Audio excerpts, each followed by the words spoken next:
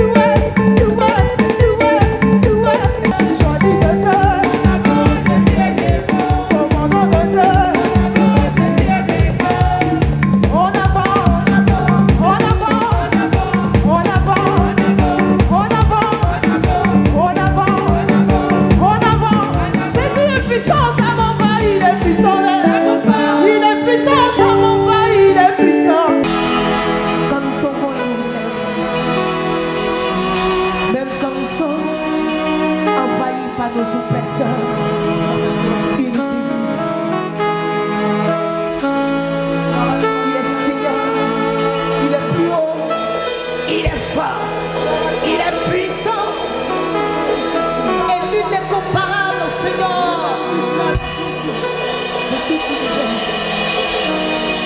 Oh Dieu, regarde, au lion de la tribu de Juda, la vache qui est la canta balaba.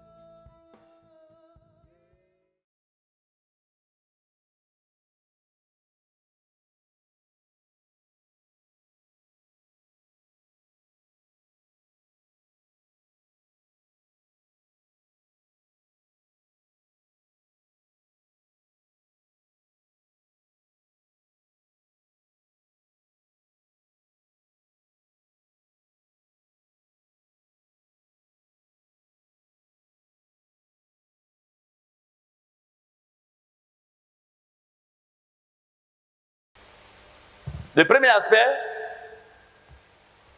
le disciple. Le premier aspect, tiret, ou bien vous pouvez mettre petit a. On a petit a, petit b, et c'est là où on s'arrête. Petit a, le renoncement de soi. Le renoncement de soi. Le renoncement de soi.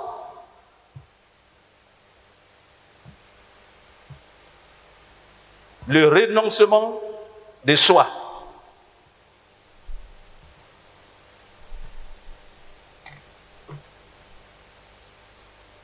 Le renoncement de soi. Gloire à Jésus. Dis à ton frère, ta soeur, ça va te choquer. Sans ce choquement-là, tu ne pourras jamais aller au ciel. Nous allons lire le livre de Matthieu 16, le verset 24. Matthieu 16, 24. Je ne serai pas long si prête à Dieu.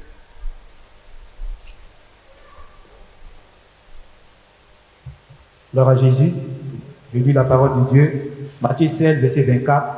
Il est écrit, alors Jésus dit à ses disciples, si quelqu'un veut venir auprès de moi, si quelqu'un veut venir auprès de moi, qu'il renonce à lui-même. Qu'il renonce à lui-même. Et qu'il se charge de sa croix. Et qu'il se charge de sa croix. Et qu'il me suive. Et qu'il me suive. Amen. Pour être bien éclairé, nous allons lire le livre de Luc 14, verset 33.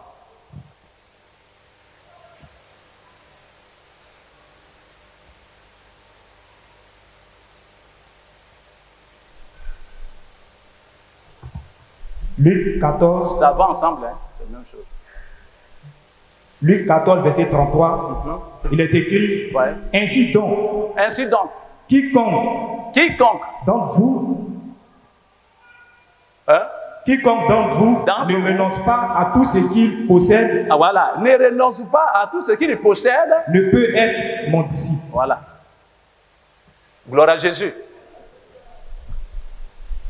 Le Seigneur Jésus nous invite au renoncement de tout objet, d'abord même au renoncement de notre propre vie.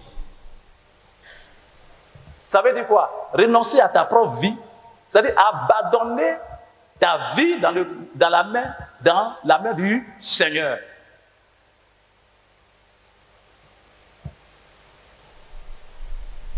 Abandonner ta vie tout entière dans la main du Seigneur.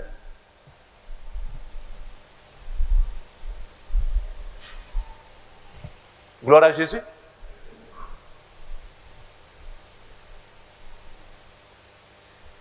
Et pour abandonner réellement toute ta vie dans la main du Seigneur, il faut abandonner tout ce que tu possèdes.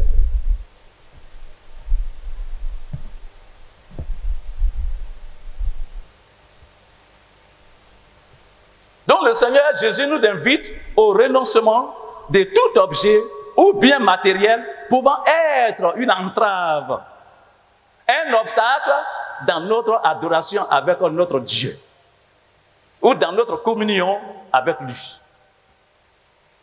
Nous sommes appelés à nous débarrasser de tout objet pouvant nuire à la marche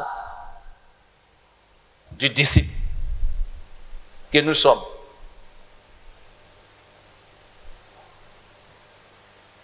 Et qu'est-ce qu'il va dire? Le Seigneur Jésus-Christ voudrait qu'on mette à la disposition de son œuvre nos biens matériels, financiers. Une telle attitude traduit déjà un plein engagement. Alléluia. Aujourd'hui, on voit dans les... Non, moi, mes chaînes ne marchent pas, ça ne fait pas ceci, ça ne fait pas comme ça. Mais est-ce que tu as renoncé à ta propre vie? Parce que quand tu ne penses pas à ce genre de choses, c'est là que Dieu vient pour te bénir. Il bénit le disciple. Pierre et les autres disciples pouvaient demander à Jésus, Mais nous avons laissé tout. On a tout laissé. Et puis on va avec toi, on ne sait même pas où on va même. Hein? Il dit, mais regarde. Mais nous, on a laissé notre pêche, notre travail, notre ceci, et puis on ne sait pas où on va avec toi. Et puis tu nous dis, on n'a qu'à partir. Mais quel sera notre devenir? Quelle sera notre future vie? Il a dit à Pierre, ne t'inquiète pas. Quand tu me suis là, tu as laissé tout, non? Mais ce que tu vas recevoir là, ça sera le triple de ce que tu as laissé. Parce que si tu ne regardes pas derrière, c'est là que je vais te bénir. C'est là que je vais te bénir. Alléluia. Alléluia. Gloire à Jésus. Est-ce que vous comprenez?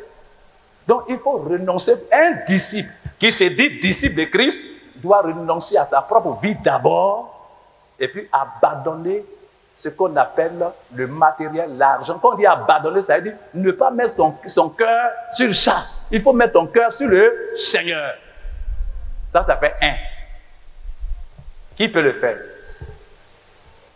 Aujourd'hui, peut-être mon épouse est là. Si on me prend, on dit il faut aller là. Je peux rester comme ça et puis partir. Je n'ai rien à regretter. Alléluia. Que ça soit maison, ça soit ceci, quoi, tout ça, c'est pas ça qui m'importe. Parce que je dois aller au ciel. Je ne vais pas venir prêcher devant une assemblée comme ça, et puis un jour, Dieu va revenir, et puis il va dire non, mon fils, je ne te reconnais pas. Alléluia. Donc, renoncer à sa propre vie d'abord. Abandonner sa vie dans le creux de la main du Seigneur. Être utile pour le Seigneur. Être engagé d'une manière pleine dans l'œuvre. Moi-même, ce n'est pas aujourd'hui. Dans le monde même, là, il n'y a pas père, il n'y a pas mère. Un homme comme moi, comme ça, je ne donne pas ta vie aux gens. Quand on dit de faire ça, je fais. On dit, va au marigot, je vais au marigot. Je crois que celui qui devait être sauvé même encore du ici, là, c'était moi. Mais Dieu, il a un plan pour moi. Alléluia. Deuxième aspect. Aujourd'hui, on vient à l'église, on dirait que vraiment, on nous force. Mais il faut rester à la maison. Ma vie, rester à la maison. On te force. Non. Tu restes à la maison, tu dors. Alléluia. Et je vais vous dire, le corps, quand tu meurs là, ce n'est pas l'église qui s'occupe du corps. Mais c'est ta famille biologique qui a droit. Personne ne peut se lever pour dire non, il est avec nous, c'est l'église. On dit, arrête-toi. Et sa famille. Non, je suis le père spirituel. On dit oui, on sait. Mais on veut voir sa famille biologique. Vrai ou faux? Vrai ou faux? Donc, si tu n'es pas en contact avec ta famille biologique, ça veut dire que tu n'es plus enfant de Dieu. Tu es un diable. Plus que la sorcellerie même que tu fais dans l'église. Moi, je ne suis pas allé au village, ça fait près de... Depuis combien? 87. Jusqu'à aujourd'hui. Mais je suis en contact avec eux, avec ma famille. Ce que je peux faire pour ma famille, je le fais. Je n'ai pas abandonné ma famille. Du jour au lendemain, Dieu me dit de partir, je m'en vais. Alléluia.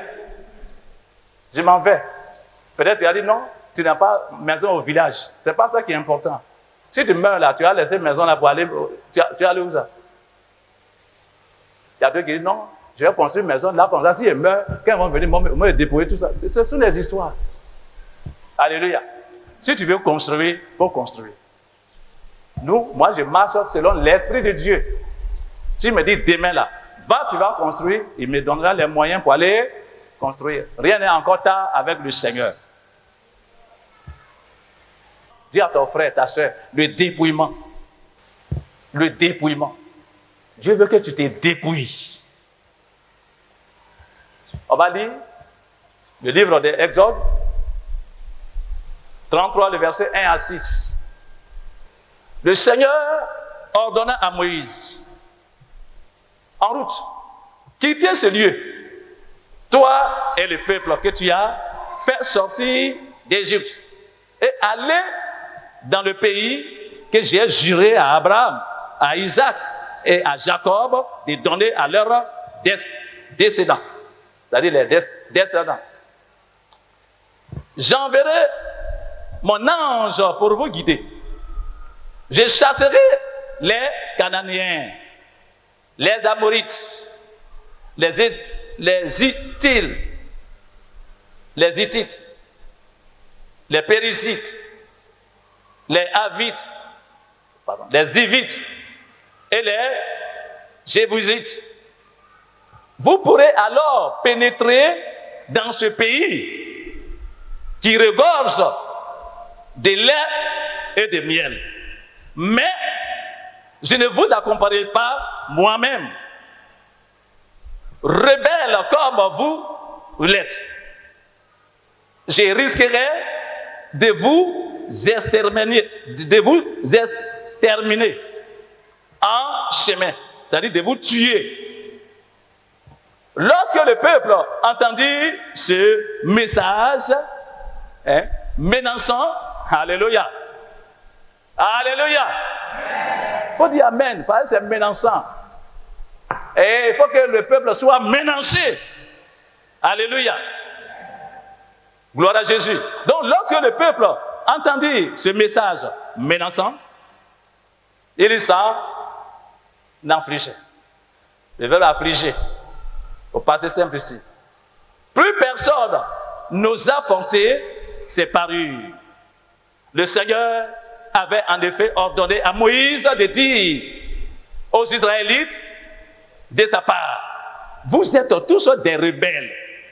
Si je vous accompagnais un seul instant, je risquerais de vous exterminer. Dépouillez-vous donc de toutes vos parures. J'enverrai ensuite je verrai ensuite comment vous traitez. Dès qu'ils quittaient le mont Horeb, les Israélites cessèrent de porter leur parure. C'est dépouillé de tout. De la façon qu'on est né là. Alléluia. Le jour qu'on est né là. C'est comme ça Dieu veut qu'on grandisse. Sans apporter quelque chose à notre image. Sans apporter quelque chose à notre corps. Mais de l'entretenir. Parce que sans ça, personne n'ira au ciel. Comment on appelle ça?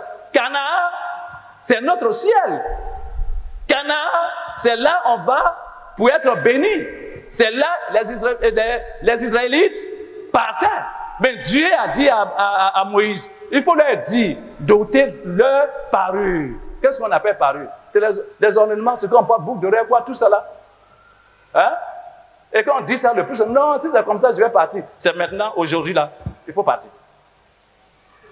Aujourd'hui là, tu dois partir. Mais moi, je ne suis pas là pour te chercher. Mais Dieu me dit, en tant que prophète de Dieu, il dit de te dire, si tu ne fais pas ça, tu ne vas pas aller au ciel. Les chaînes, les ceci, les quoi, tant, ceci. Hein? Ça vient du diable. Dieu veut nous bénir. Alléluia. Bon, ça fait plusieurs fois, je me dépouille. Je suis prêt encore à le faire. Parce que chaque fois, quand je me dépouille, ça remplit. Quand je me dépouille, ça remplit. Quand je me dépouille, ça remplit. J'ai compris que, avec le Seigneur, il faut un dépouillement. Il faut un dépouillement. Un dépouillement de tout ton corps. Un dépouillement de tout ce qui est sur toi. Parce que tu n'es pas né avec boucle d'oreille. Tu n'es pas né avec chaîne. Tu n'es pas né avec les ornements. Tu dis, il a commencé à prêcher ça. Je vais le prêcher. Parce que c'est biblique. Vous n'êtes pas que moi, je reste ici sur cette terre. Je ne voulais pas prêcher ça. Le dépouillement est très important dans la vie de celui qui veut marcher d'une manière sincère avec le Seigneur. Celui qui veut être béni de Dieu. Il doit l'accepter. Si Dieu ne t'a pas créé, c'est que tu ne veux pas l'accepter. Je disais ici un jour, les gens ne comprennent pas souvent quand ils prêchent. Je dis ici, là, Hein? Si Dieu dit, j'ai qu'à enlever tout ça et puis je vais rester en Syrie pour venir prêcher là, je vais le faire. Mais qui m'a créé? Qui m'a créé? Ce qu'il me dit de faire, je vais faire. Il ne va pas me dire fais ça et puis je dis non, moi je ne fais pas. En ce moment là où je vais. Hein? Ça a été mis ici, la vie nouvelle des chrétiens. La vie nouvelle. Il dit, voici donc ce que je vous demande avec insistance au nom du Seigneur.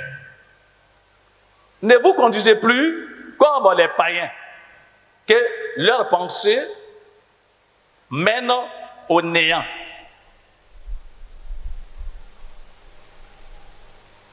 Ils refusent de comprendre. Ils n'ont aucune part à la vie qui vient de Dieu. Parce qu'ils sont complètement ignorants et profondément endurcis. Ils ont perdu tout sentiment de honte. Ils se sont livrés au vice et commettent sans aucune retenue toutes sortes d'actions impures. Ce n'est pas là ce que vous avez appris au sujet du Christ. Vous avez certainement entendu tout ce qui le concerne et on vous enseigne. Pardonnez-moi. Et on vous a enseigné. On nous a enseigné. En tant que chrétien, la vérité qui est en Jésus.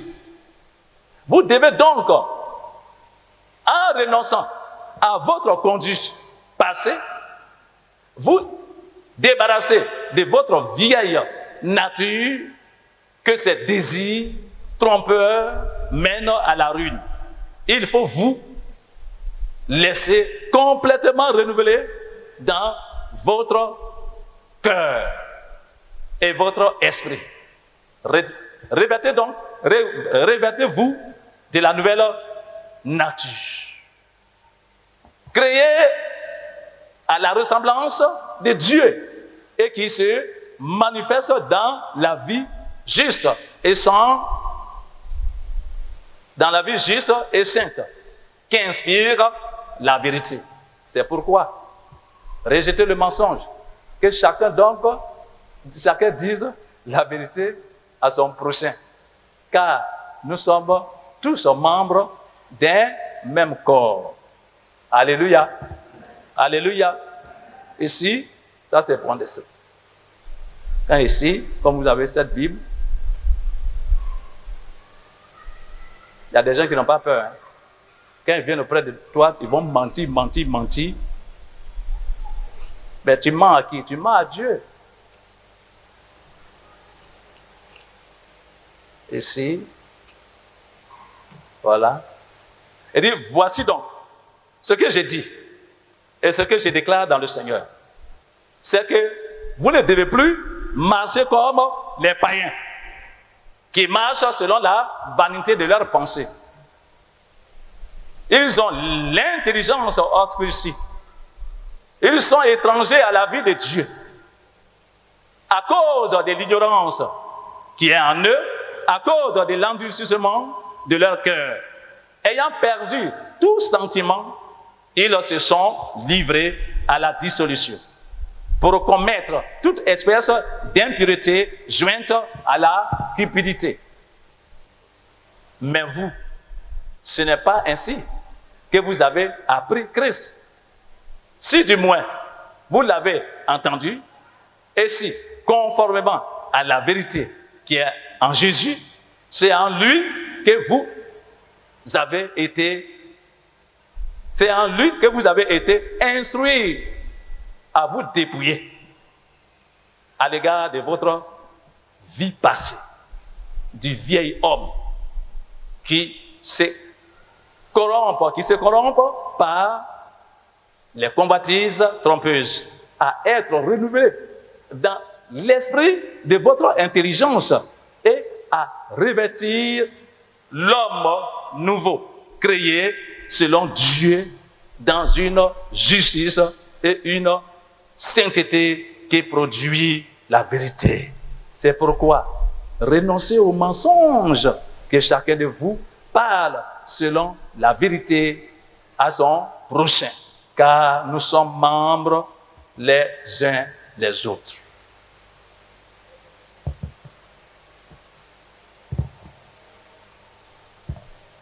Il y a le dépouillement du corps et il y a le dépouillement aussi des mauvais comportements, des désirs charnels.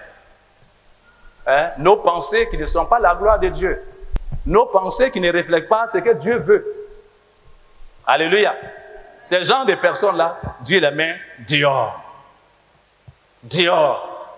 Qui n'ont jamais eu le temps de penser à l'évolution de l'œuvre, mais qui sont là, qui pensent pour leur propre manger, qui pensent pour leur propre vie. C'est ceux-là qui sont écartés, qui ne vont pas aller au ciel. C'est quand ton être entier au Seigneur qu'il commence à te bénir. Ouais, quand il commence à te bénir. Parce qu'il sait que demain, là, si on dit, ta maison là, on doit prendre ça pour faire l'œuvre de Dieu, tu dis, non, il n'y a pas de problème. Moi, je n'ai pas de problème avec ça. Alléluia.